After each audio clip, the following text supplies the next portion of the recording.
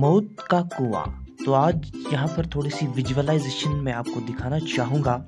ये killer visualisation है जिसे हम मौत का कुआं कहते हैं। अब इसके पीछे जो फिजिक्स है वो आपको समझा दी जाएगी, लेकिन आप इस पे ज़रूर देखिएगा कि ये इसको कहते हैं मौत का कुआं। तो चलिए आगे बढ़ते हैं।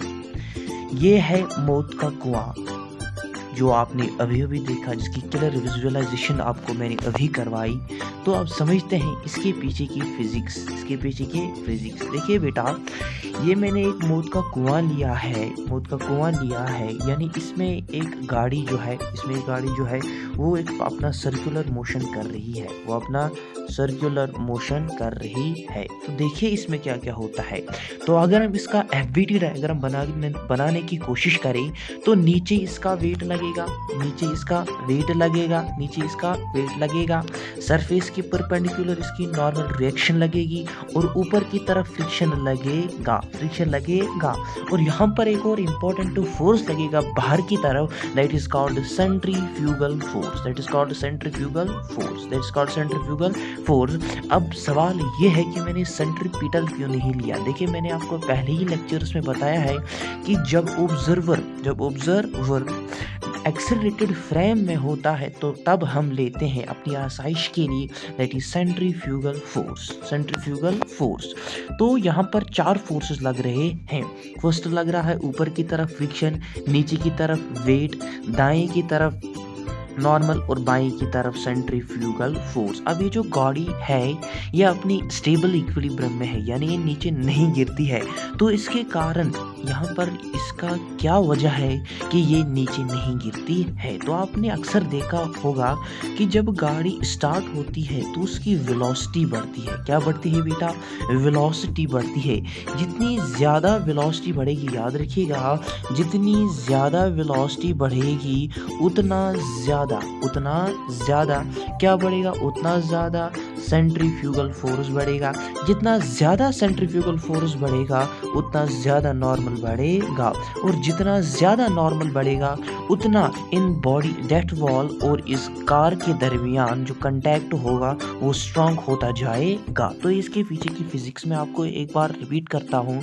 जितनी ज़्यादा वेलोसिटी बढ़ेगी, जितनी ज़्यादा वेलोसिटी बढ़ेगी उतनी ज़्यादा सेंट्रीफ्यूगल फोर्स बढ़ेगा। जितना ज़्यादा सेंट्रीफ्यूगल फोर्स बढ़ेगा उतना ज़्यादा नॉर्मल बढ़ेगा, और जितना ज़्यादा नॉर्मल बढ़ेगा उतना ज़्यादा इन बॉडीज़ के दरमियान जो कंटैक्ट होगा वो बढ़ेगा, जिसकी वजह से ये जो गाड़ी है ये स्लाइड डाउन नहीं करेगी। तो उम्मीद है कि आपको यहाँ पर समझ आया होगा। तो पहले हम करेंगे, मान लीजिएगा कि जो ये जो गाड़ी है ये स्टेबल इक्विलिब्रियम में है, यानी इस पे एफ नेट जो है that is tending to zero, that is tending to zero. तो फिर क्या होगा? पहले एन किसके बराबर होगा? तो एन होगा angular M omega square R, where M क्या होगा? मास होगा, ओमेगा होगी, दैट इज एंगुलर वेलोसिटी, और स्क्वायर उसका आर हम लेते हैं। सेकंड इक्वेशन हमारे पास बनेगी M G is equal to friction, और फ्रिक्शन का जो लिमिटिंग वैल्यू होगा that is called mu N. इन दोनों इक्वेशंस में जो हमें एन का वैल्यू मिला उसको हम पुट करते हैं इक्वेशन सेकंड में।